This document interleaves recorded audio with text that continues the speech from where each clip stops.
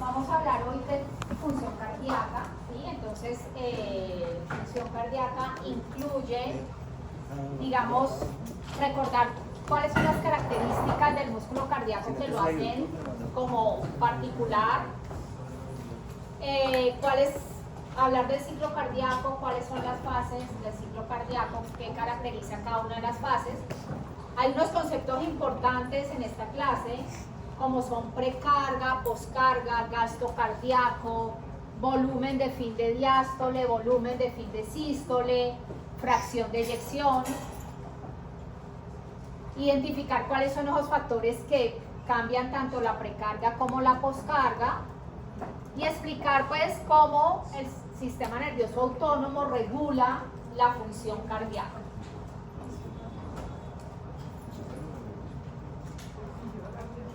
Listo, esta es la continuación del caso que habíamos iniciado en la primera clase. ¿Quién quiere leer?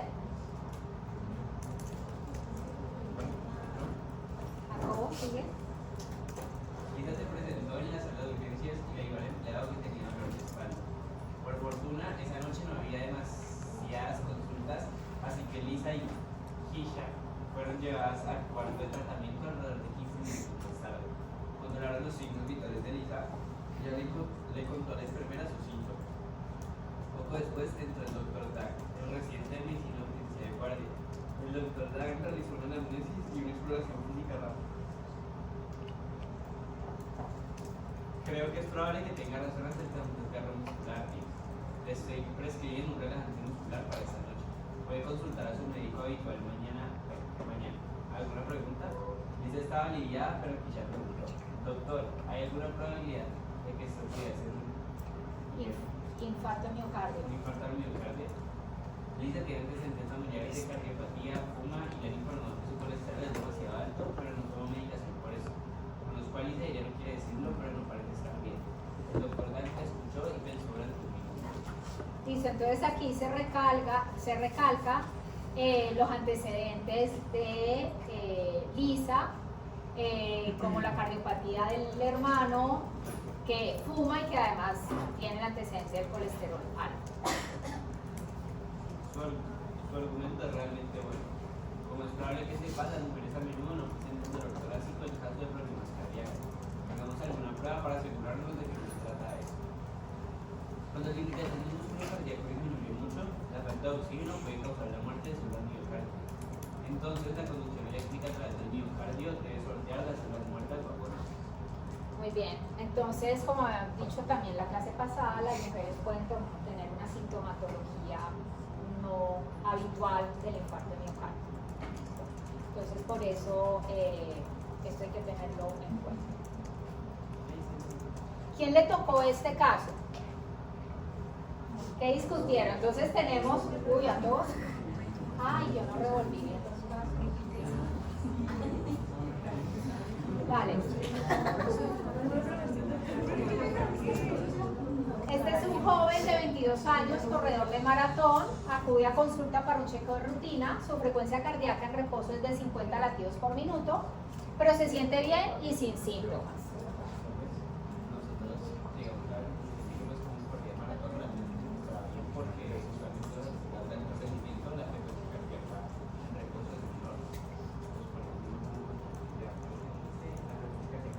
Porque es menor la frecuencia cardíaca en un deportista de alto rendimiento.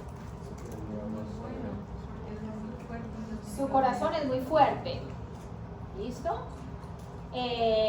Su corazón es, así como los músculos pues se hipertrofian, así mismo el corazón, y tiene una mayor capacidad de eyectar sangre que los que no están entrenados a ese nivel. Entonces no necesita una frecuencia cardíaca alta pues para suplir todas las necesidades. Con pocas veces que lata como eyecta tanto, pues puede disminuir, pues puede tener una frecuencia cardíaca baja. Entonces eso es tenerlo en cuenta, que se puede dar en atletas. Entonces ustedes la clase pasada se tomaron la frecuencia cardíaca, ya cada uno sabe pues la frecuencia cardíaca que maneja, es bueno saber cómo la frecuencia cardíaca que ustedes manejan en reposo. El rango está entre 60 a 100. Normalmente decimos que por debajo de 100 tenemos bradicardia o una frecuencia cardíaca baja, o por encima de 100 una taquicardia o que está alta. Atletas bien entrenados pues puede ser menos de 60. Y en niños menores de 10 años sí podemos tener frecuencias cardíacas más altas. Y entre más pequeño el niño, más alta la frecuencia cardíaca. Entonces, el recién nacido puede tener hasta 190 latidos por minuto. En el primer año hasta 160 latidos. Y poco a poco, a medida que el niño va creciendo, digamos que se va aproximando a los 100 latidos por minuto. ¿Listo? Pero en niños menores de 10 años, es normal tener frecuencias cardíacas por encima de 100. Entonces habíamos dicho que el corazón funcionalmente lo vamos a dividir en corazón derecho, el que recibe toda la sangre proveniente de los tejidos, la sangre desoxigenada, y que el corazón derecho envía esa sangre a circulación pulmonar, donde va a ser oxigenada, que el corazón izquierdo es el que recibe toda la sangre oxigenada y la envía a la circulación sistémica. Y en la circulación sistémica, entonces vamos a tener la irrigación de cada uno de los órganos para que se dé el intercambio pues, de oxígeno y de nutrientes entre células y la sangre. Entonces, el corazón pues está en un saco que es el pericardio, donde tenemos el líquido pericárdico que nos ayuda a la lubricación para el movimiento del corazón, y lo podemos dividir en 3 grandes capas. ¿Listo? Entonces el pericardio, que es la parte externa, con esa pequeña cavidad donde está el líquido pericárdico, el miocardio, que es pues lo más grueso de la pared, que son las células musculares cardíacas, y la capa que está en contacto con la sangre, la capa más interna y que es la que se continúa con la capa interna de los vasos sanguíneos, que es el endocardio.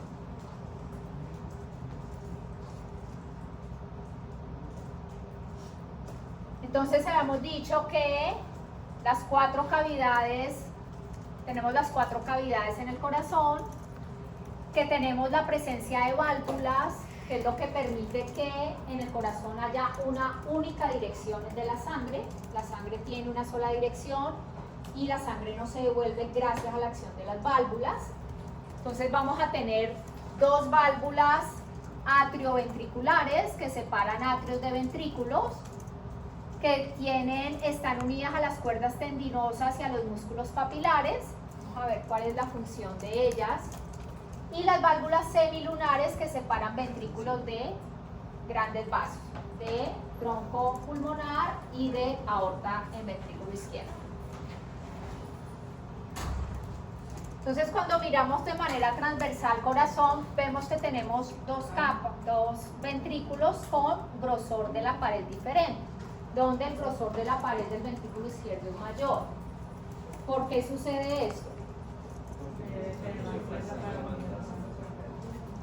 Porque es el que envía la sangre a circulación sistémica, o sea, la sangre a todos los tejidos. En cambio, corazón derecho solo lo envía a circulación pulmonar, que es una circulación que tiene pues una presión mucho menor que la presión sistémica.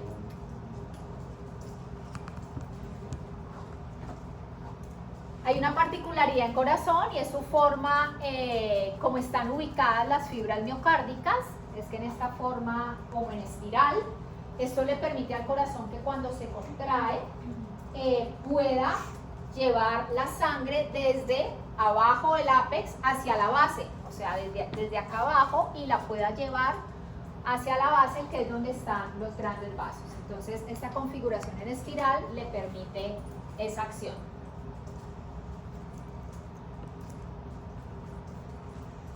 La irrigación pues se da por las arterias coronarias provenientes de aorta, tanto la izquierda como la derecha, que me van a llevar el oxígeno a todas las células miocárdicas, y el drenaje venoso se da también por las venas coronarias y llegan al seno coronario en la parte posterior de aurícula derecha.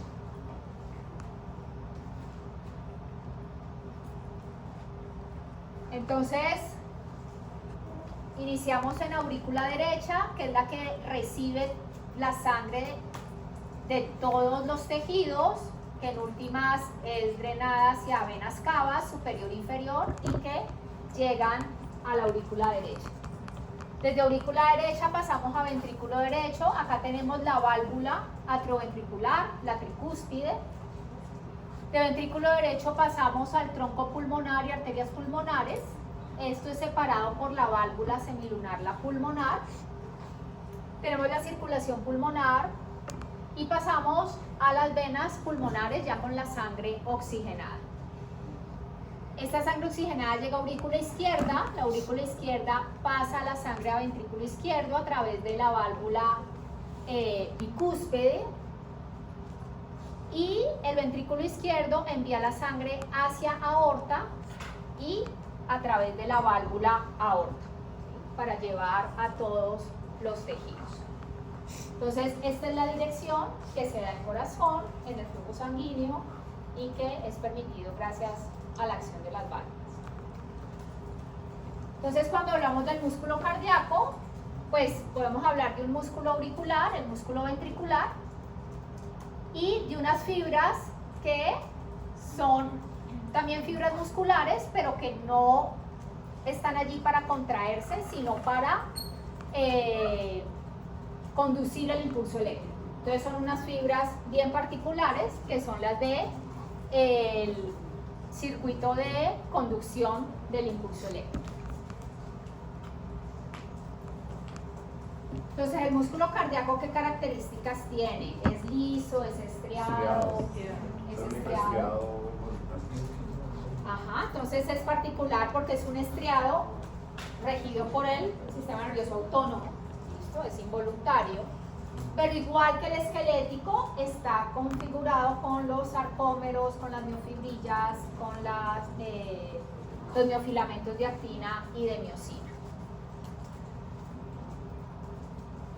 Entonces, al verlo al microscopio también se ven las estructuras organizadas de los sarcómeros, entonces se ve esa estructura estriada, pero son células más pequeñas que las de músculo esquelético, pero esas células se pueden ramificar, ¿sí? Tienen un solo núcleo, y algo importante en corazón es que las células se unen fuertemente entre sí. Entonces hay sinapsis eléctricas aquí en corazón, o sea que hay gran cantidad de uniones gap o conexones que comunican de manera directa todas las células entre sí. Esto permite al corazón que si una célula genera un potencial de acción, rápidamente se transmita a todo el corazón y el corazón se pueda contraer como un todo.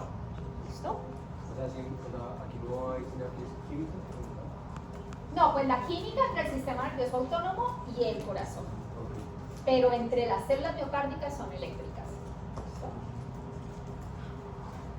Y hay otra característica, y es que estas células están unidas entre sí por desmosomas, que son otras uniones que permiten que estén muy fuertemente unidas estas células y que la contracción que se da en corazón, el estiramiento, pues permite que estén todas unidas. O sea, esto le da como un soporte estructural a todo el miocardio. Entonces, estos sitios donde se dan estas uniones, tanto los desmosomas como las uniones gap, se conocen como los discos intercalares. ¿Listo? Esto es lo que vemos aquí. Los discos intercalares son los sitios en los que una célula se une con otra y están estas sinapsis eléctricas y estas uniones fuertes estructurales.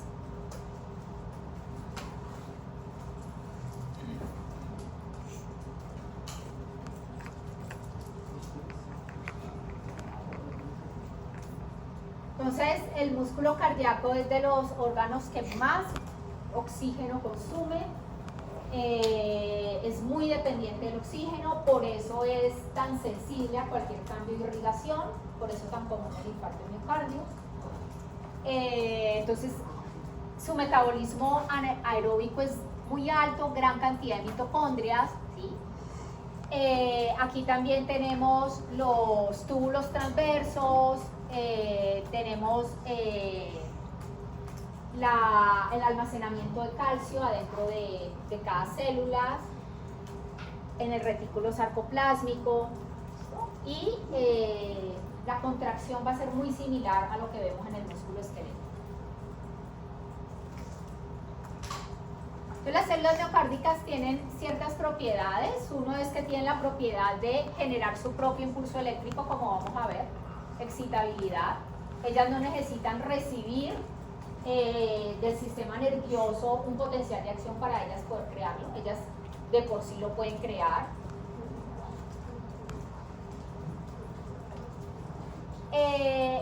El mismo corazón puede definir una frecuencia de descarga que puede ser modulada por el sistema nervioso autónomo. Significa que el nódulo sinusal normalmente es el que le manda el ritmo a todo el corazón, es el que decide, vamos a latir 80 veces por minuto, 70, ¿sí?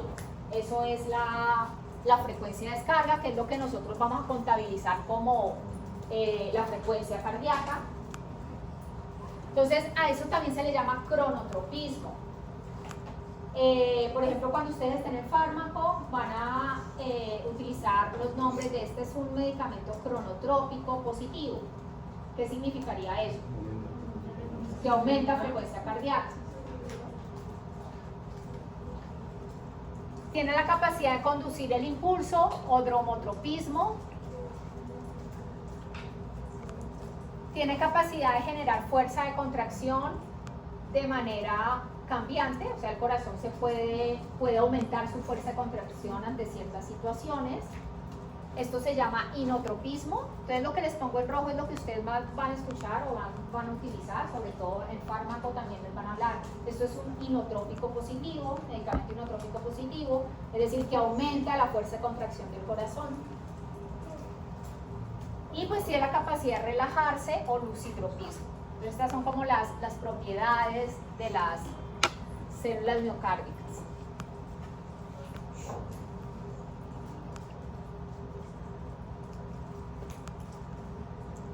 Entonces, normalmente las válvulas están todas sobre anillos fibrosos.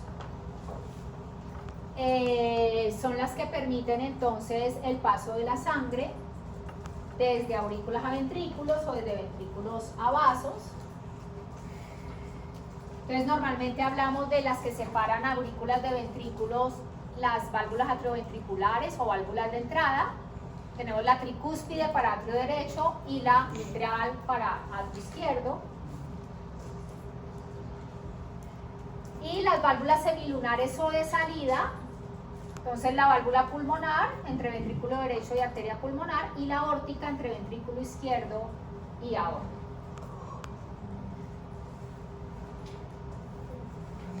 Entonces, normalmente el cierre de las válvulas es lo que ustedes van a escuchar cuando se escuchan los ruidos cardíacos. O sea, con el fonendoscopio lo que ustedes van a escuchar son los cierres de las válvulas.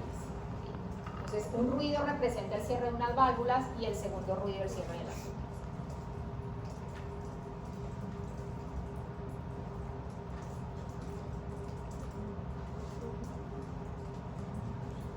Entonces, normalmente cuando el ventrículo se está contrayendo, en la sístole que está inyectando sangre, las válvulas atrioventriculares se deben mantener cerradas para evitar que la sangre se devuelva hacia atrás. Como el ventrículo está haciendo fuerza en ese momento, queremos que la sangre vaya a grandes vasos pero que no se devuelva. Entonces, en ese momento son importantes las válvulas atrioventriculares que se mantengan cerradas. ¿Quién nos va a permitir esto? En parte, las cuerdas tendinosas y los músculos papilares. ¿Sí? Estas cuerdas tendinosas van a mantener las válvulas cerradas mientras el ventrículo se contrae. Esas cuerdas tendinosas están unidas a los músculos papilares. ¿Qué pasaría si los músculos papilares no funcionan?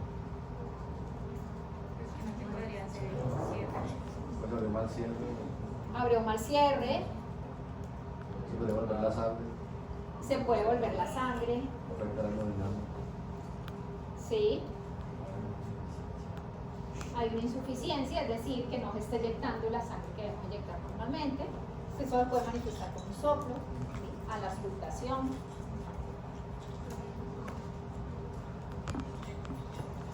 Entonces aquí tenemos un ejemplo de la válvula bicúspide cuando está abierta, permite el paso de atrio a ventrículo,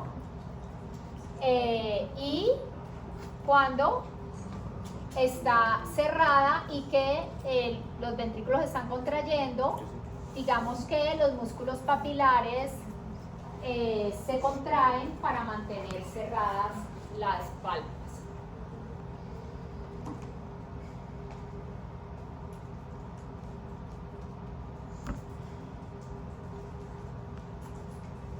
Entonces acá vemos el ejemplo de la válvula pulmonar, que también se puede dar con la válvula aórtica.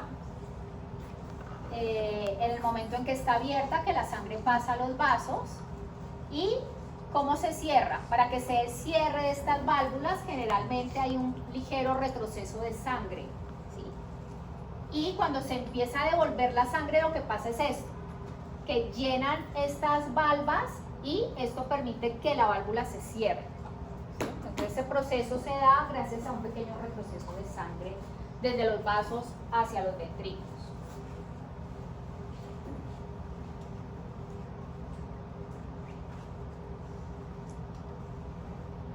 Entonces, normalmente las válvulas nadie tiene que abrirlas ni cerrarlas, ellas se abren pasivamente y se cierran pasivamente.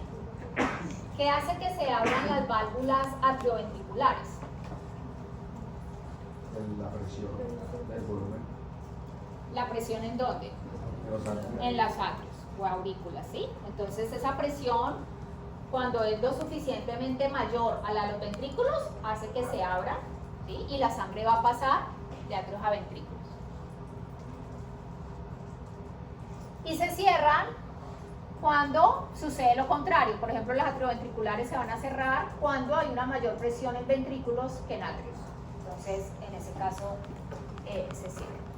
Entonces se habla que se abren cuando hay un gradiente de presión anterógrada que fuerza la sangre en dirección hacia adelante, y que se cierran cuando hay un gradiente de presión retrógrada que empuja la sangre hacia atrás. Entonces esto también pasa con las semilunares. Cuando en los ventrículos hay mayor presión que en los vasos, se abren las semilunares, y cuando en los vasos la presión es mayor que en los ventrículos, se cierran.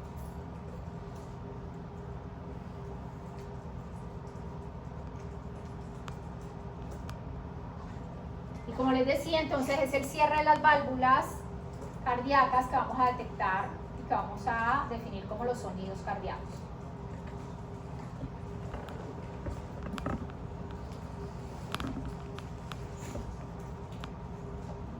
Entonces en las válvulas podemos tener dos patologías en grande, o que estén más estrechas de lo habitual, que su diámetro sea más pequeño, que se llama estenosis.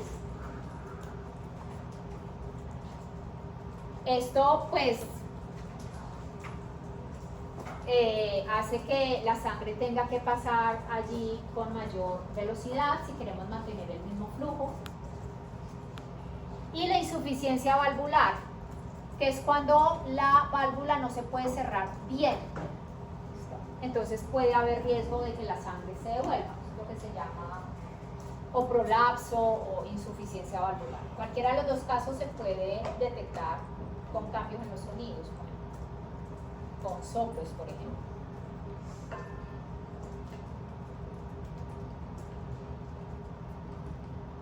Entonces, ¿en qué consiste el ciclo cardíaco? Una sístole y una diástole. En una sístole y una diástole. ¿En qué consiste la sístole? Perdón, cuando contracción. Cuando Contracción. La diástole es cuando se relaja y se llena el espacio. Entonces, cada una de esas fases tenemos, en la sístole tenemos dos fases y en la diástole dos fases.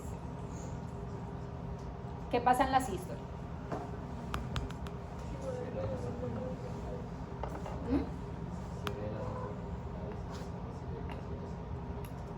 Y se abren las semilunares.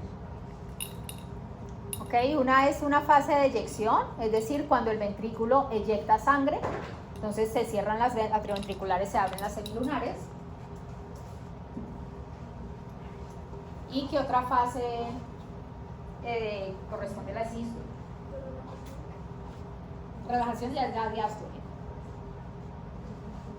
El corazón tiene que empezar a ganar fuerza para superar la presión que hay en los vasos y abrir las válvulas. Entonces, mientras él está ganando fuerza, pero no está eyectando sangre, se llama fase de contracción isovolumétrica, es decir, que el volumen no cambia. ¿Listo? Entonces, esas son las dos fases de él. Y en la diástole, La fase de relajación. hay una fase de relajación. ¿Y qué más puede pasar en la diástole? El llenado de los ventrículos. El ciclo cardíaco lo podemos definir como como esa serie, esa secuencia de eventos mecánicos eléctricos que se repiten con cada latido cardíaco. Un latido cardíaco es un ciclo cardíaco. Y la apertura y el cierre de las válvulas cardíacas definen las 4 fases del ciclo cardíaco. Entonces tenemos una fase de llenado. Iniciamos el llenado, las válvulas de entrada se abren y las válvulas de salida están cerradas. La sangre está pasando de atrios a ventrículos. Una fase de contracción isovolumétrica, como les decía, ya los ventrículos están completamente llenos, pero empiezan a contraerse, a ganar fuerza para superar la presión en los vasos y poder abrir las válvulas. Esta fase, tanto las válvulas atrioventriculares como semilunares están cerradas, no hay flujo de sangre. La fase de vaciamiento o fase de eyección, se abren las válvulas semilunares, las válvulas de salida, y las válvulas atrioventriculares están cerradas.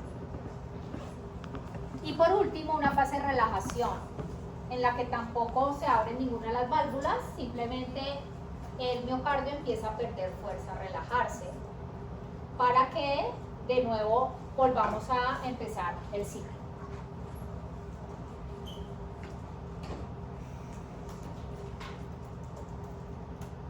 Entonces, diástole, llenado, ¿y qué otra? Relajación isovolumétrica. Y relajación. Y sístole, contracción isovolumétrica y fase de vaciamiento.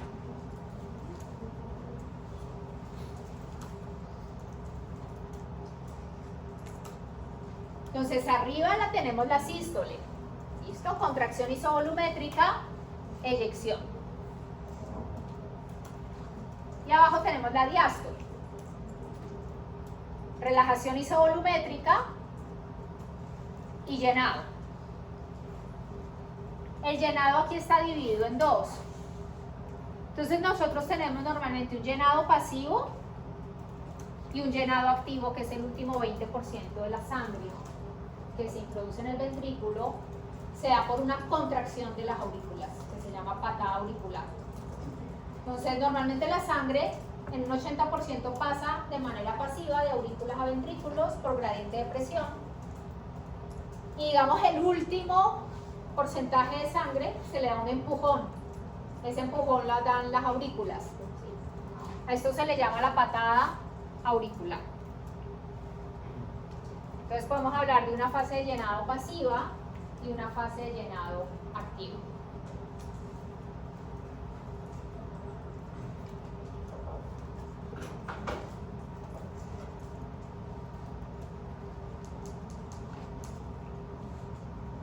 Entonces aquí están las fases del ciclo cardíaco.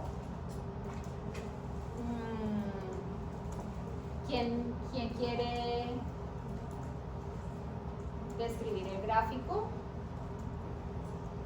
¿O lo revisan un momento entre ustedes? ¿Lo discuten un momento entre ustedes? Cada una de las fases.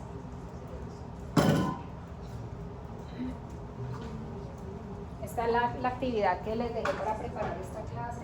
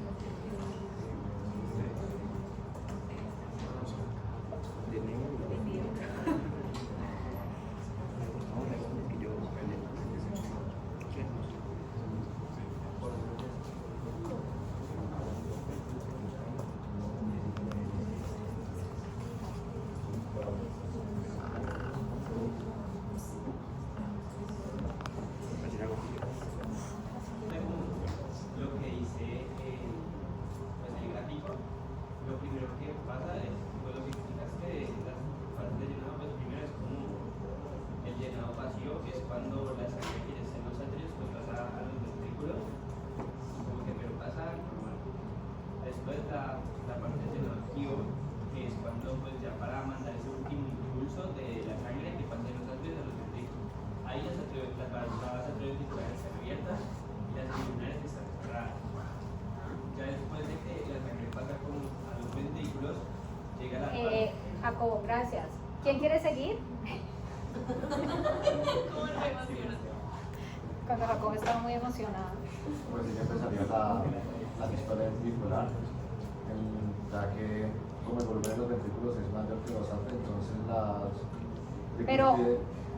Pero primero empieza la sístole ventricular. ¿Con qué fase empieza? contracción isovolumétrica. Con la contracción isovolumétrica. Todas las válvulas están cerradas, ¿sí? Y el ventrículo empieza a contraerse, pero no hay movimiento de sangre, por eso es isovolumétrica, igual volumen. Ahora sí. Y después ya empezaría a ganar esa fuerza que tú dices, empezaría la contracción, entonces las celulares, el tronco pulmonar y el córtex se abren y la sangre sale por ahí. Fase de Eyección ventricular. eyección. Muy bien. Entonces son las dos fases de la sístole ventricular. ¿Quién quiere seguir? ¿Ya la última? La relajación, también con el apellido, isovolumétrica, todas las válvulas están cerradas, los ventrículos empiezan a relajarse, a distenderse de nuevo, preparándose para de nuevo iniciar el ciclo con el llenado. Muy bien. Entonces, miren que la diástole ventricular es todo esto que dura, pues es lo que más dura en el ciclo, o sea, en un latido estamos más en diástole que en sístole. ¿Listo? La sístole es mucho más cortica en cuanto a tiempo. ¿Listo? Entonces, toda esta diástole ventricular incluye una diástole auricular e incluye una sístole auricular. ¿Listo? Que es la última, la sístole auricular o la patada auricular es la última fase de esa diástole ventricular.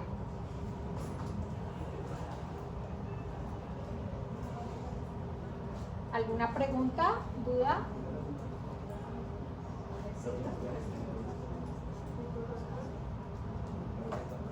¿Qué? Que entonces la sístole auricular es como lo del llenado, creo que es la última fase de la diástole. El llenado activo. Auricular es diástole. Sí, o sea, estamos en diástole. Cuando hablamos de sístole y diástole estamos hablando del ventrículo central. ¿Listo? Entonces, pero sabemos que la última fase del llenado es un llenado activo, que se conoce también como sístole auricular o patada auricular.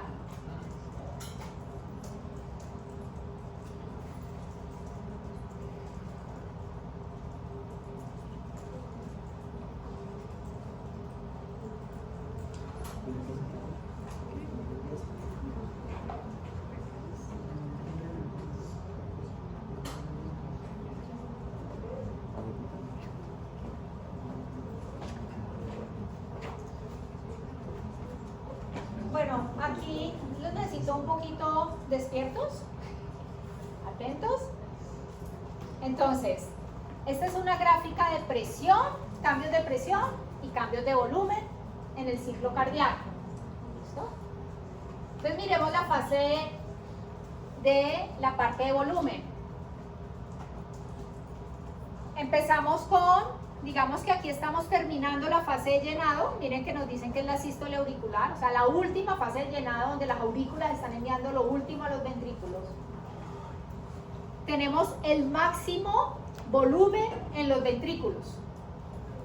Este volumen se llama el volumen de fin de diástole.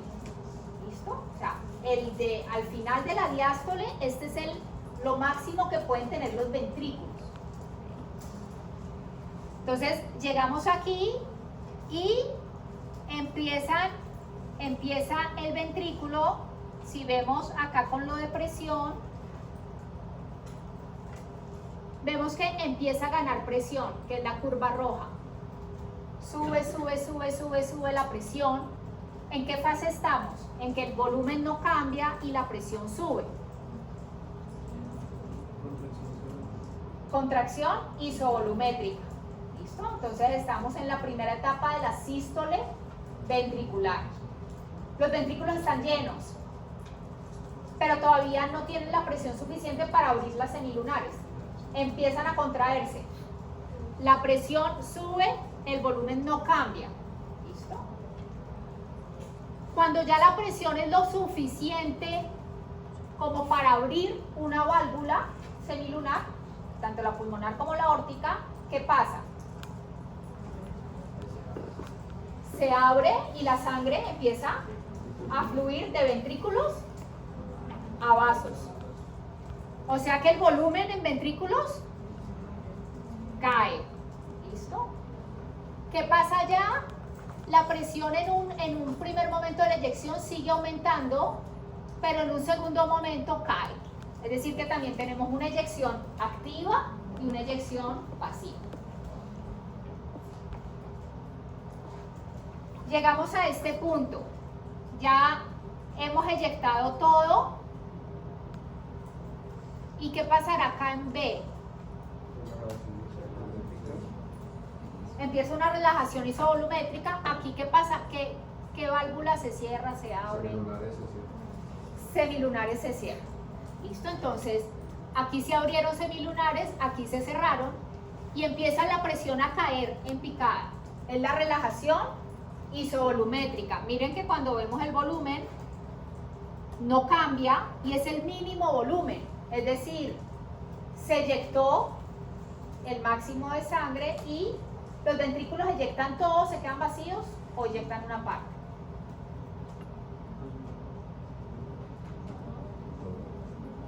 No, ellos no eyectan todo, eyectan un porcentaje de lo que Ah, tienen. el 80%. Se eyecta un 20% y se queda con un 20%. Se eyecta un poco más del 50%, un 60%, y el resto se queda en corazón. O sea, el ventrículo nunca se queda sin sangre. ¿Listo? Este es el volumen que quedan los ventrículos, pero es el mínimo, porque es el que está después de una eyección. ¿Cómo se llamaría este volumen?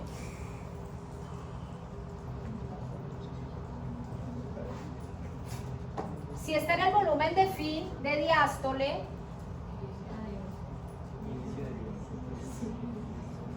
pues ya la diástole, Volumen de fin de sístole.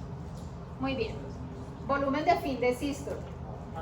O sea, cuando ya el corazón eyectó, este es el volumen que queda, se llama volumen de fin de sístole.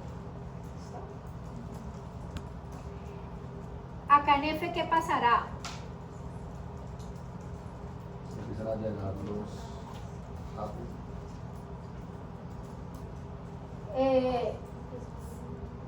Digamos que los atrios siempre se están llenando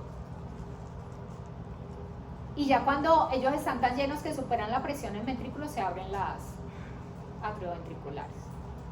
Donde se empiezan a llenar los ventrículos. Entonces se empiezan a llenar los ventrículos. Entonces, ¿qué pasó acá en F?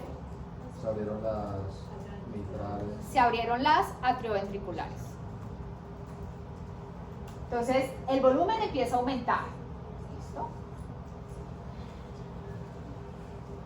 Acá vemos que hay inicialmente una bajada de la presión. Cuando los ventrículos se empiezan a llenar, ellos todavía se siguen distendiendo. Es como que todavía se siguen abriendo. Pero llega un momento en que ya el volumen, al estar aumentando, pues también la presión dentro del ventrículo empieza a aumentar. ¿Listo? Hasta que llegamos a la pata auricular, que ya se da un pico de presión en los ventrículos y volvemos a comenzar. Entonces, repasen un momento entre ustedes cada uno de estos puntos. ¿Qué pasa en C? ¿Qué se abre, qué se cierra? ¿Qué pasa en A, en B, en D? ¿Listo? ¿Y qué pasa con los volúmenes en los ventrículos? Como repaso. Fin de diástole. Sí, porque aquí acaba de terminar el llenado. Y este es fin de sístole.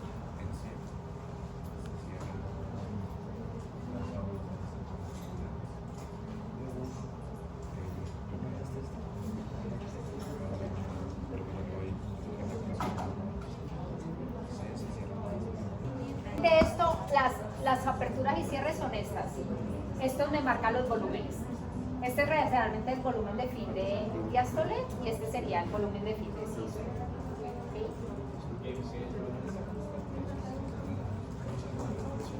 Entonces, ¿qué pasa en C?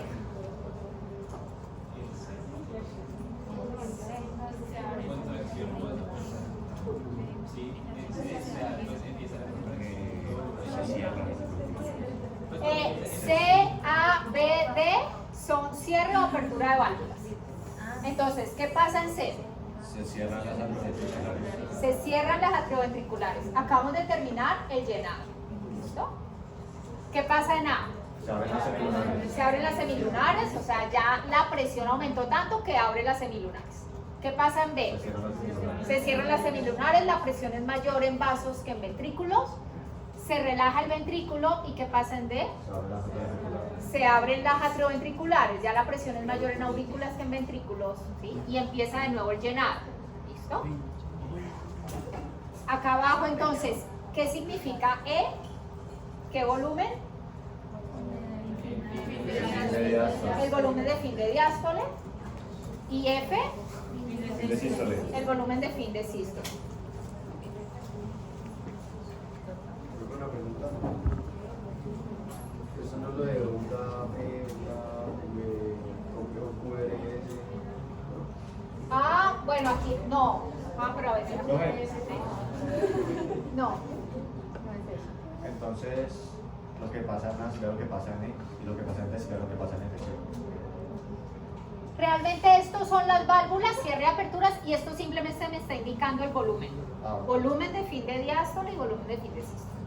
Ahora, S1, primer ruido cardíaco, ¿a qué va a corresponder? Cierre de válvulas atrioventriculares. Y segundo ruido, cierre las válvulas semilunares. ¿Ustedes ya se auscultaron? ¿Anatomía se auscultaron? ¿Se acuerdan cómo eran los ruidos? No. Pues yo no lo escuché. Pues, Como que era ay, qué divertido. escuchar nomás y dar Normalmente las semilunares se cierran de una manera más seca y eso se escucha como un ruido, es taca, taca, ¿sí? Entonces ese cierre de las válvulas semilunares es más seco que el otro, se puede verle en la diferencia del sonido. Listo. Esta curvita aquí azul que sube un poquito, esta es la presión en aurículas, porque aquí mientras el ventrículo está ganando fuerza, se puede aumentar un poco la presión en aurículas. ¿Ah? Para sacar el último 20% Pero ya lo pasó. Esto sucedió acá, por eso ella ganó presión, ¿listo? Y ya se cerraron. Porque no es un corazón que debe recibir sangre, pues se cerran las atrioventriculares y ahí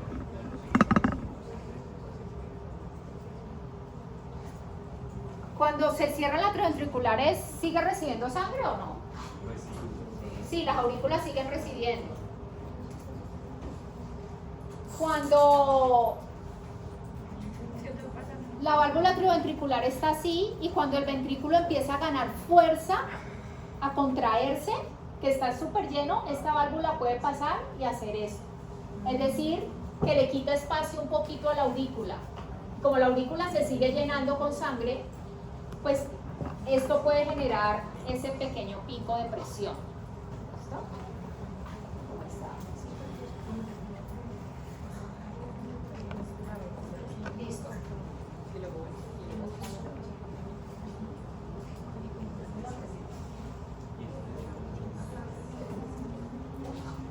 Entonces aquí nos están diciendo, pues simplemente los cambios de volumen con la fase que corresponde.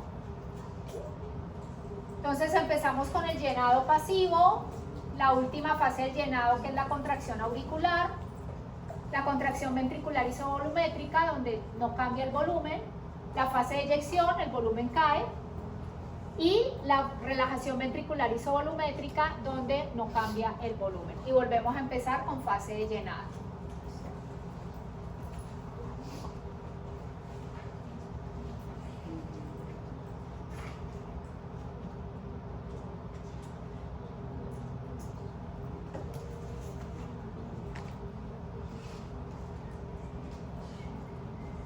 Entonces, el volumen sistólico o volumen de eyección o volumen latido, ¿sí?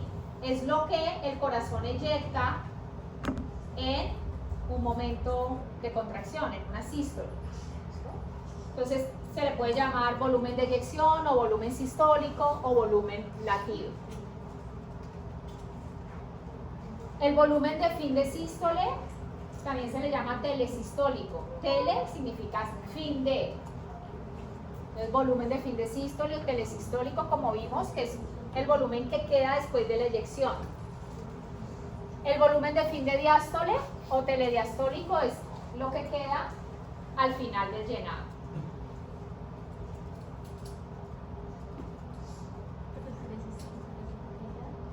Al final de la sístole, después de que el corazón eyecta la sangre, ¿cuánto queda en el corazón?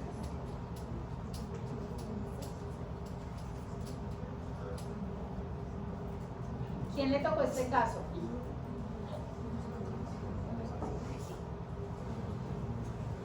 Un joven de 20 años dona sangre por primera vez. Al terminar siente mareo y debilidad.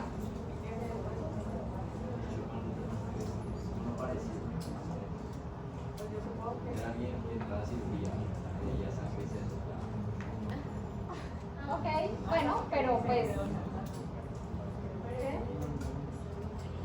en este, ¿por qué se puede dar el mareo y la debilidad en este caso? Porque hay menos volumen, ¿sí? Entonces acá vamos a ver que hay una relación entre volumen y presión arterial, entre volumen y pues si el corazón, por ejemplo, tiene menos volumen para eyectar, pues no le llega tanta sangre al cerebro, a los tejidos, ¿listo? Entonces digamos que lo que eyecta el corazón también depende de lo que él recibe, ¿sí? Del volumen en general que tenemos. Entonces cuando perdemos sangre, cuando nos sacan sangre, pues eso puede, mientras el sistema cardiovascular vuelve y se ajusta, puede afectar un poco lo que el corazón va a eyectar. Lo tuyo vamos a ver más adelante, que es otro mecanismo. Entonces, ¿qué es el gasto cardíaco? Que habíamos dicho que era el gasto cardíaco.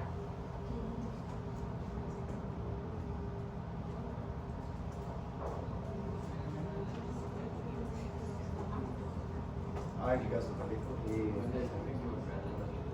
Es el volumen de sangre que bombea el corazón por minuto. Entonces, el gasto cardíaco es igual a lo que eyecta, que es el volumen sistólico o volumen de eyección, por cuántas veces se contrae el corazón, la frecuencia cardíaca. Entonces, en el caso que vimos que le sacan sangre, pues este volumen de eyección se va a ver afectado por esa sangre que le quitamos. ¿Listo?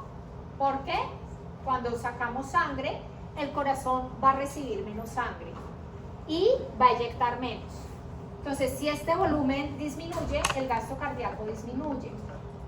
Y si el corazón bombea menos, pues le puede llegar menos sangre a tejidos como cerebro y puede tener esa sensación de mareo y debilidad.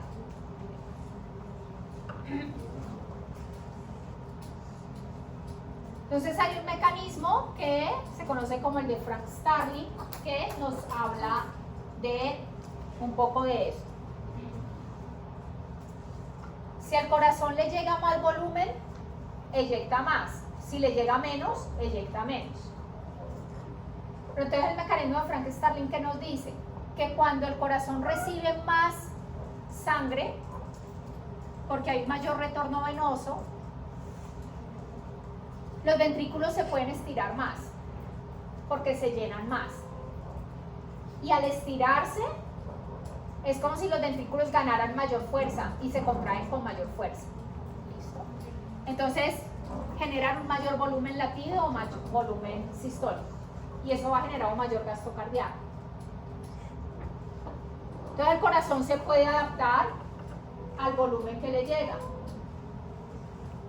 Juanita.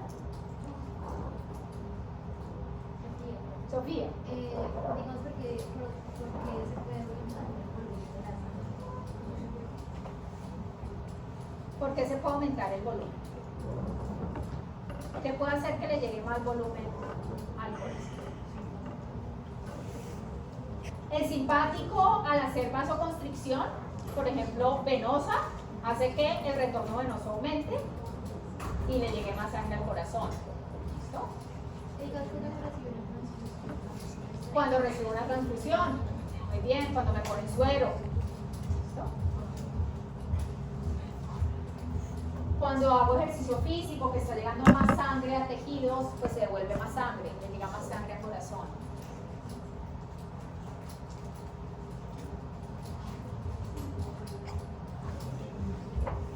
Entonces, explíquense entre ustedes un momento que nos está mostrando este gráfico. Acá nos dicen que este es el volumen de fin de diástole y este es el volumen sistólico.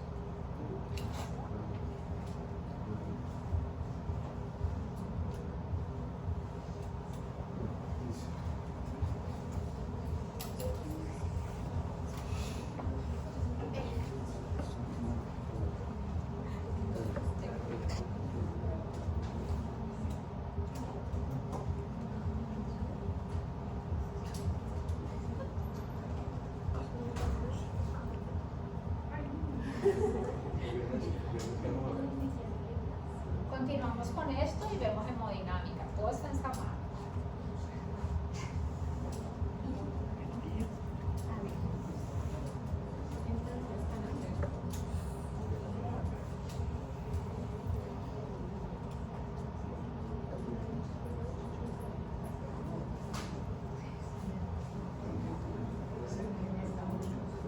Esa venta de definición.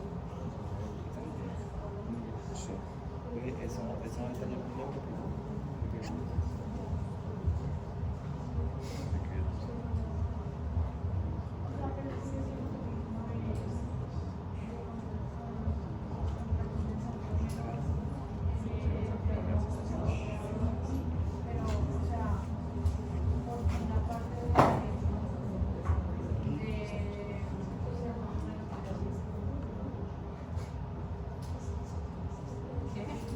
Eso lo discutes con tus compañeros. O sea, puedes preguntarnos a nosotros también. Pregúntenles a ver si ellos tienen la respuesta.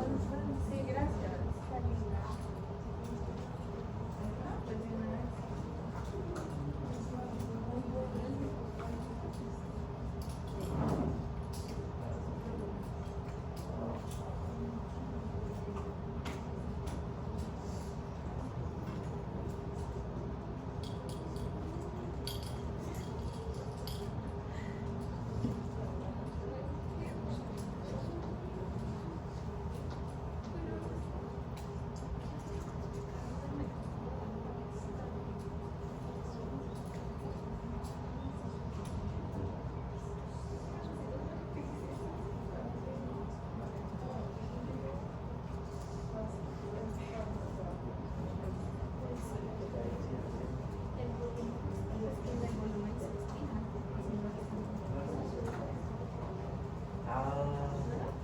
Pues sí, esos son los números.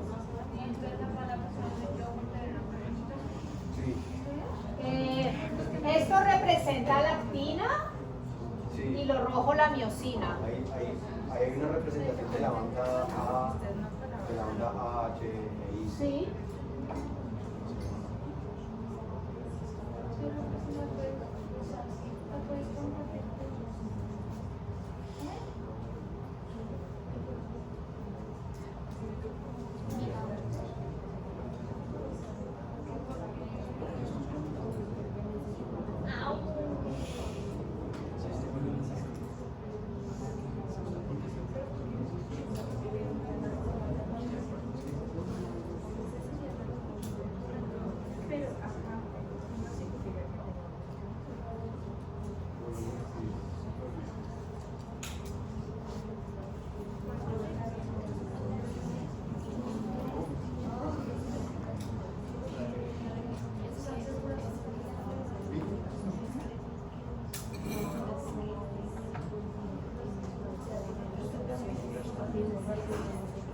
qué pasa en la longitud óptima?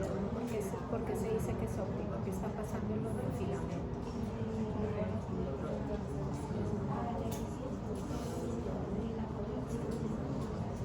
Pero ¿cómo tú interpretas el cambio de los miofilamentos de aquí a esa longitud óptima?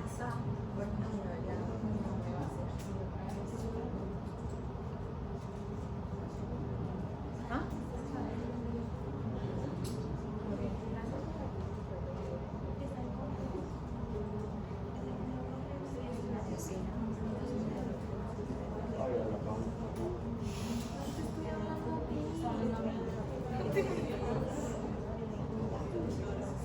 ¿Eso qué permite?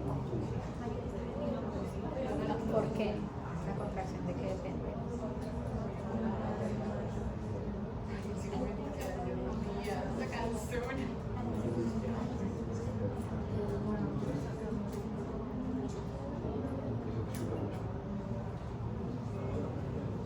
¿Pero qué genera la contracción?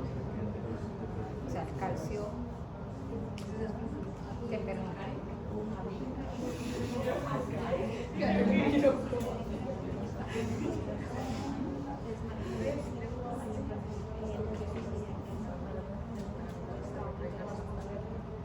Sí, ¿y qué es lo que genera la fuerza de contracción? ¿La qué? No, en la célula miocardial.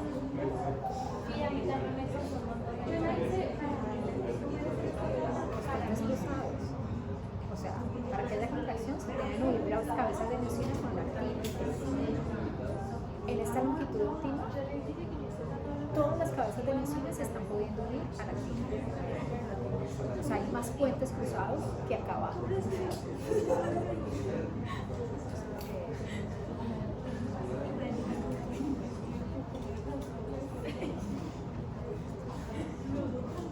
¿Cómo lo interpretan? ¿Ah? ¿Qué diferencia observan entre este? Está contraído.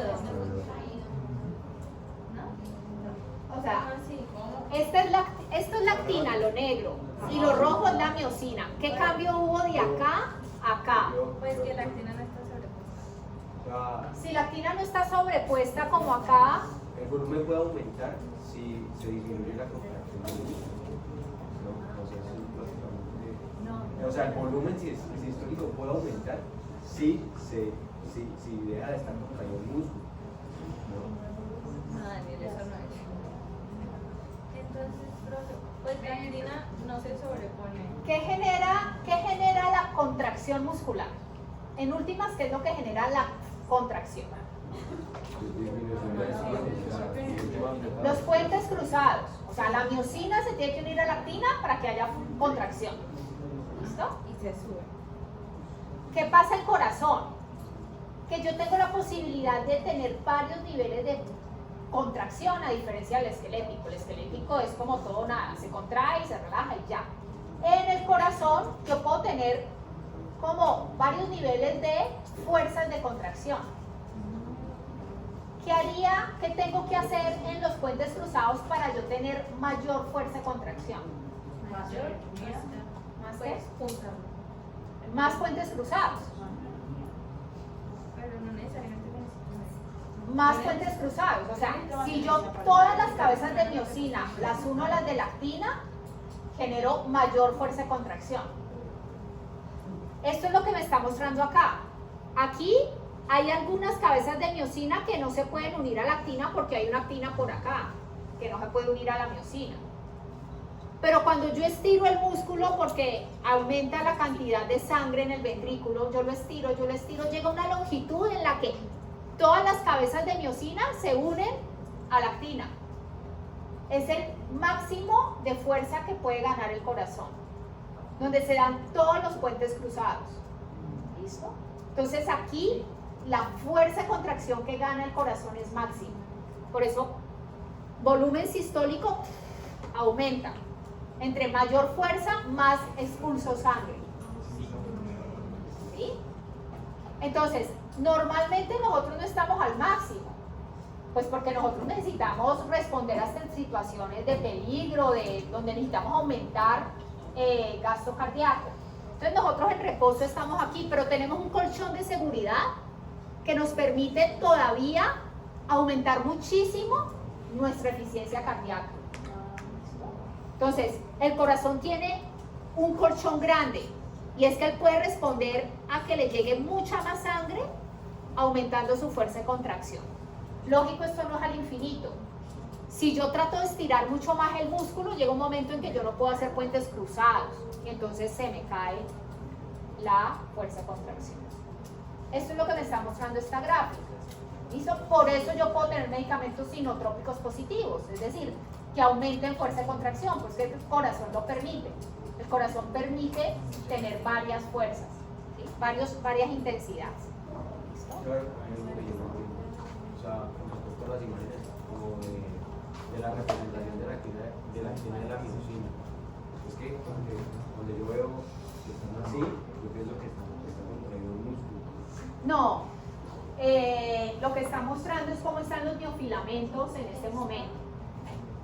¿Sí? Entonces está mostrando que hay parte de la actina que no está pudiendo hacer puentes cruzados.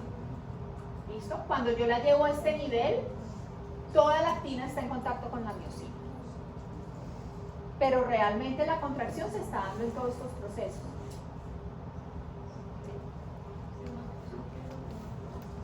O sea que la longitud óptima es cuando está más contraída. Cuando hay más puentes cruzados y yo puedo generar mayor fuerza de contracción. Está como por encima del cuerpo.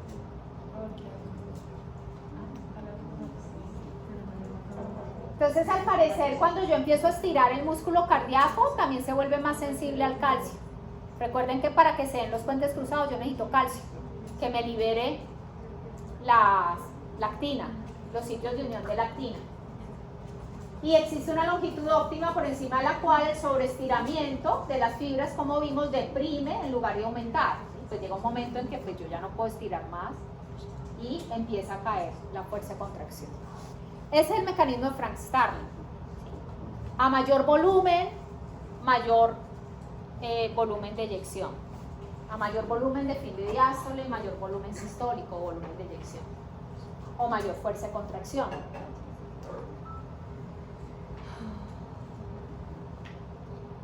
En este caso tenemos un niño, ¿quién le tocó este? Un niño de 10 años sube una montaña rusa por primera vez. Antes de arrancar, su corazón late rápido y siente una mezcla de emoción y de miedo. ¿Qué está pasando allí? ¿Está qué?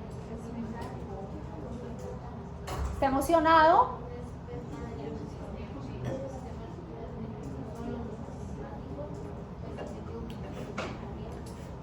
Muy bien, entonces tiene activo el sistema nervioso simpático y el simpático es un activador del corazón, tanto frecuencia cardíaca, fuerza de contracción.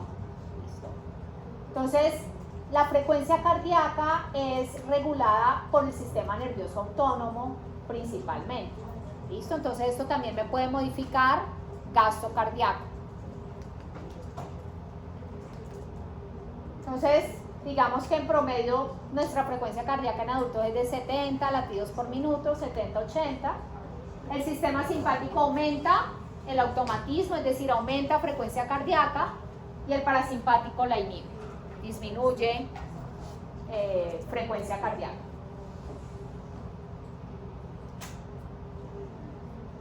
Entonces, el parasimpático inerva principalmente nódulo sinusal y atrioventricular. El parasimpático casi no tiene efecto sobre la fuerza de contracción, más sobre la frecuencia cardíaca y sobre la velocidad de conducción del impulso. Y el simpático sí, además de inervar los nódulos, me inerva ventrículos, o sea que el simpático, además de aumentar frecuencia o modificarla, me aumenta fuerza de contracción.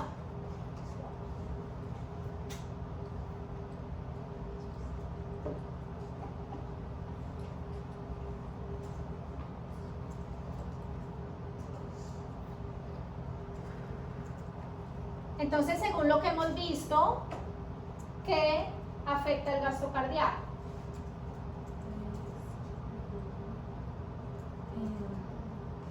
La cantidad de sangre que entra en las venas al corazón. La cantidad de sangre que llega al corazón.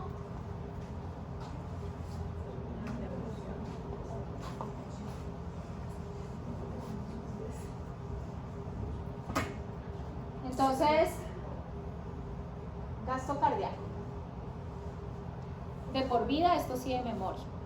Gasto cardíaco es igual a ¿qué?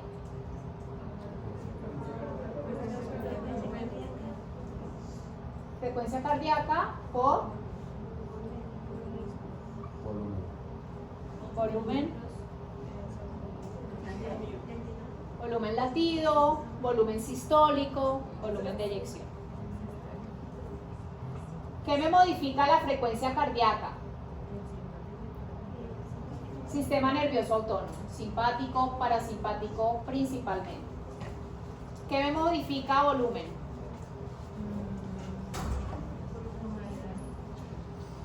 ¿Qué me modifica el volumen sistólico o volumen latido?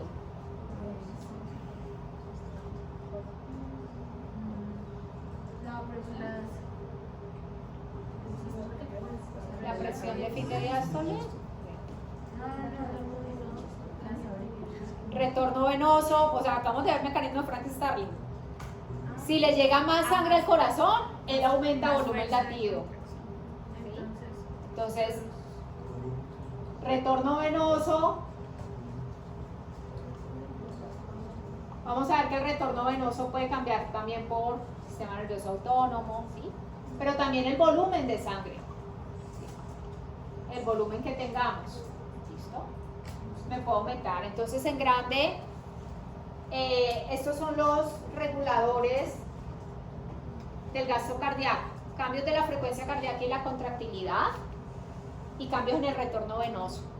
Los principales reguladores del gasto cardíaco.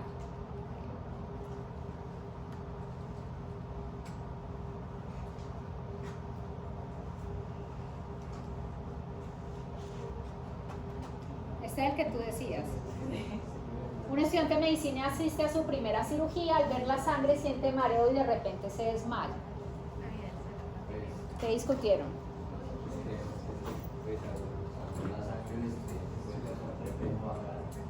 Que básicamente lo que hace es que nos dilata las arterias, entonces se va a disminuir la cantidad de sangre que le llega al corazón, porque si las arterias estuvieran mucho más contraídas, iría con mucho más fuerza y mucho mejor volumen de llegada de sangre, porque por ahí llega suficiente sangre al corazón, usted no puede bombearla, digamos, a órganos vitales como el cerebro, por eso puede generar mareos. Ok, bien. Entonces está el reflejo vasovagal. Es un reflejo que se da en el que hay un estímulo del vago, ¿sí? Y el vago, recuerden que el efecto en corazón es disminuir frecuencia cardíaca, o sea que al disminuir esto se me va a caer el gasto cardíaco y me puede afectar flujo a cerebro, ¿sí? Pero también hay una inhibición del simpático, o sea, es como que se activa el parasimpático y se inhibe el simpático, o sea, ¿qué es lo que dice Juan José? Hay una vasodilatación periférica.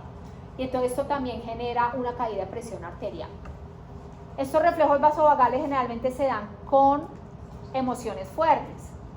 ¿Listo? Entonces, el susto a algo. Entonces hay personas que solamente el que les saquen sangre ya se desmayan, o se marean, o les da la pálida, ¿sí? Porque le tienen miedo. ¿Listo? O también el estar mucho tiempo de pie. Por eso ustedes ven muchas personas que están mucho tiempo de pie y ¡pum!, se desmayan. Eso también puede generar un reflejo vasovagal. O un dolor fuerte me puede generar también, la persona puede desmayar del dolor por ese reflejo. O sea, hay una activación del vago, una hiperactivación del vago y una inhibición del simpático. Entonces, lo que genera es como esa disminución de la frecuencia cardíaca, disminución del gasto cardíaco y se puede llevar a que la persona se desmaye. Entonces, el parasimpático normalmente disminuye frecuencia cardíaca, o sea que en el electrocardiograma vamos a ver que los latidos están más espaciados entre sí. Hay más tiempo entre un latido y otro. El simpático es lo contrario, aumenta frecuencia cardíaca, o sea que en el electrocardiograma vamos a ver los latidos mucho más seguidos.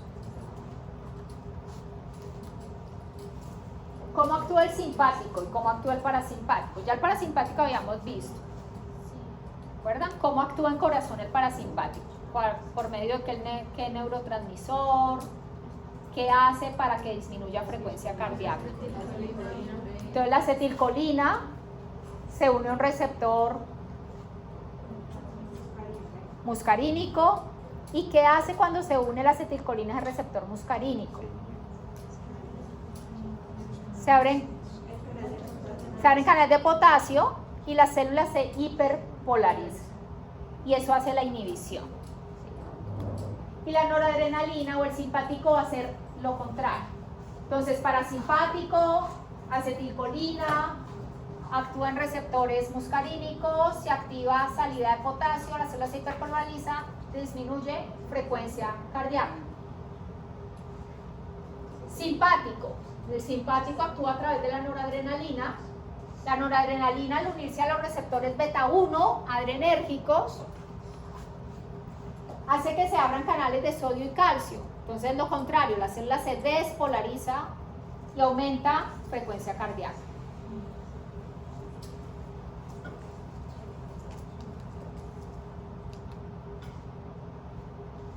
La acetilcolina, unirse al receptor muscarínico, que es metabotrópico, lleva a la apertura de un canal de potasio.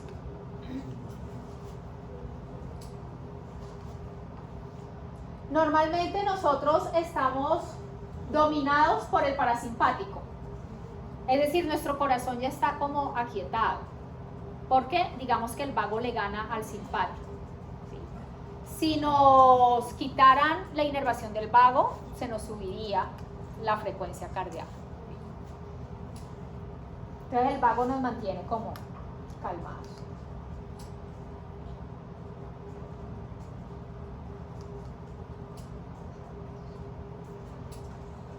Otros conceptos importantes en fisiología cardiovascular: la precarga y la poscarga. Entonces, la contracción del músculo cardíaco está influenciado por tanto la precarga como la poscarga. ¿Qué es la precarga? La precarga es la presión ventricular al final de la diástole. Es decir, si yo le saco sangre al que le sacaron sangre, ¿aumenta o disminuye la precarga?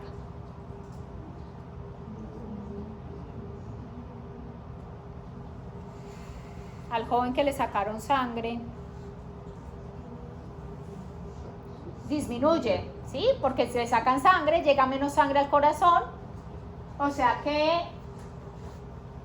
hay menor llenado del ventrículo, ¿sí?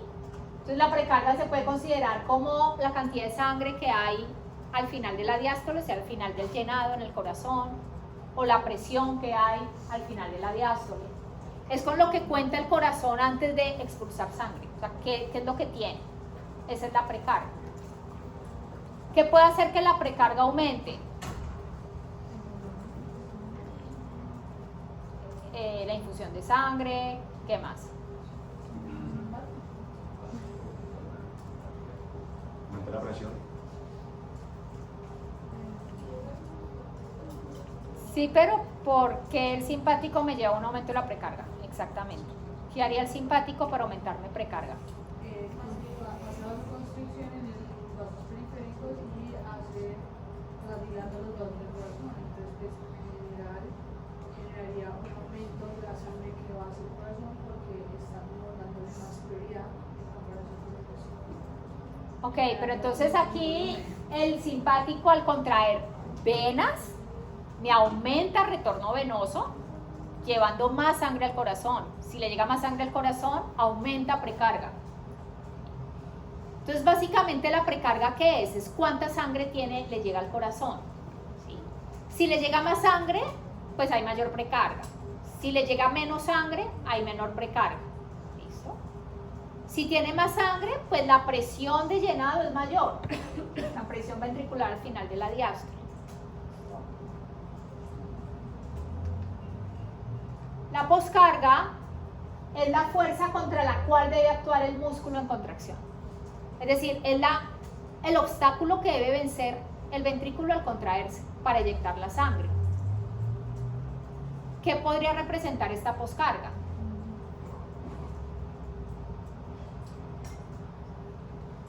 ¿Qué fuerza debe vencer el ventrículo izquierdo para abrir la válvula aórtica? La presión en la aorta. esa es la pluscarga para el ventrículo izquierdo. Y la presión en aorta es la presión sistémica, la presión arterial. Entonces, entre mayor presión, o sea, una persona hipertensa tiene una pluscarga alta y el ventrículo izquierdo le va a tocar hacer mayor fuerza para eyectar la misma cantidad de sangre. ¿Listo? ¿Cuál sería la pluscarga para el ventrículo derecho? La presión que hay en el tronco pulmonar. Presión que hay en el tronco pulmonar. ¿Listo? Entonces una persona con hipertensión pulmonar está sobrecargando ventrículo derecho. Por eso insuficiencias cardíacas derechas están asociadas con edema pulmonar, con problemas en el sistema respiratorio, con hipertensión pulmonar, ¿listo? Con enfermedades respiratorias están asociadas a insuficiencia cardíaca derecha. ¿Sí? Porque la presión de ese sistema me afecta corazón derecho. Y la presión del sistema sistémico me afecta corazón izquierdo. Entonces eso es precarga y poscarga. Normalmente la precarga es una ayuda y la poscarga es un obstáculo. Entonces la precarga es con lo que tiene el corazón para eyectar y la poscarga es la fuerza que debe vencer cuando va a eyectar la sangre.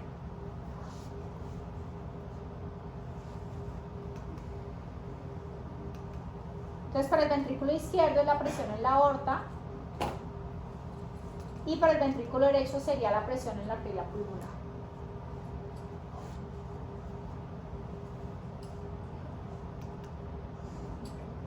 Entonces dijimos que la precarga depende en gran medida del retorno venoso.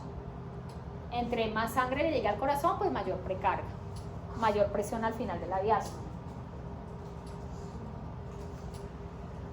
¿Qué tanto el ventrículo se distiende? ¿Sí? Entonces, pues, si el corazón se puede distender, puede albergar mayor cantidad de sangre.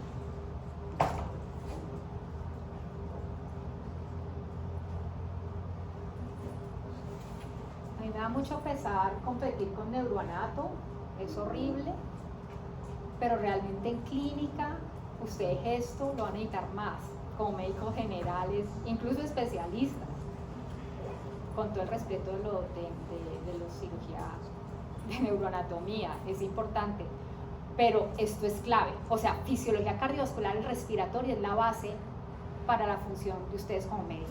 Y estas primeras clases de cardio son claves. Me duele un poco verlos, yo sé que están estresados por quiz de neuro, ¿sí? Pero sí me duele un poco verlos yo hablando de cosas importantes para ustedes estudiando neuro, ¿listo? Entonces, pues tratemos de, si estamos aquí, estemos aquí, ¿listo? Y está la sístole auricular, ¿vale? Que es la patada auricular, que es como también lo que completa el llenado.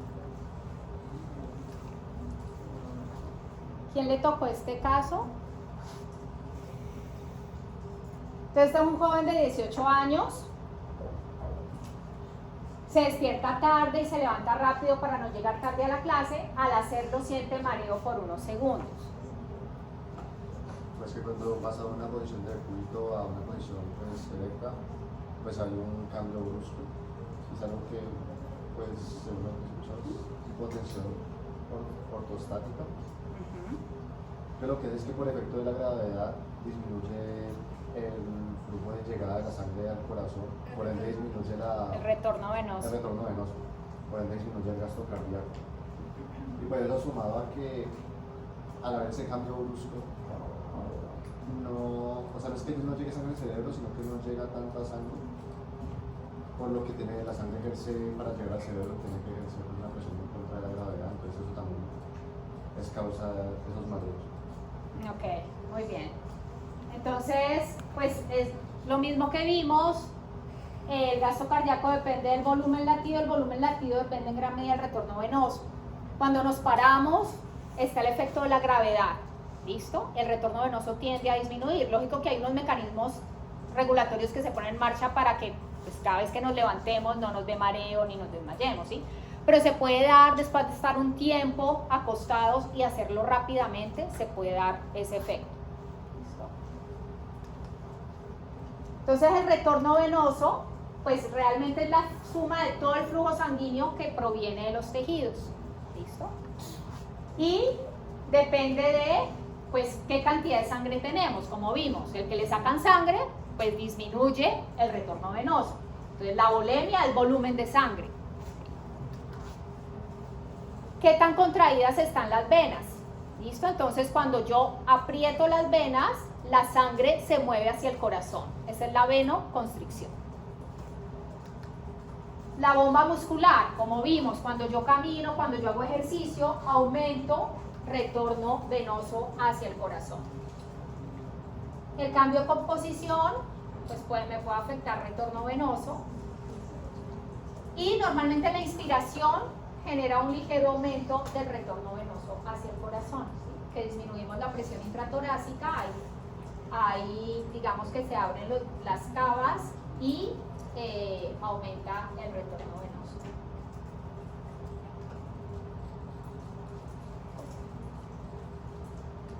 Bueno, muy bien. Los dejo acá para que puedan tener un respiro antes de neura. ¿Alguna pregunta? Cuéntame.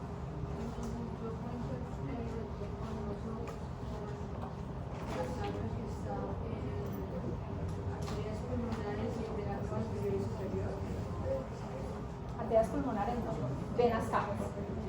Lo que llega a atrio derecho. No, no, porque eso ya no es venoso, sino que eso ya es circulación pulmonar. No se cuenta como retorno venoso. El retorno venoso es para al lado derecho. ¿Vale? Continuamos el viernes y vemos hemodinámica el viernes. ¿Vale?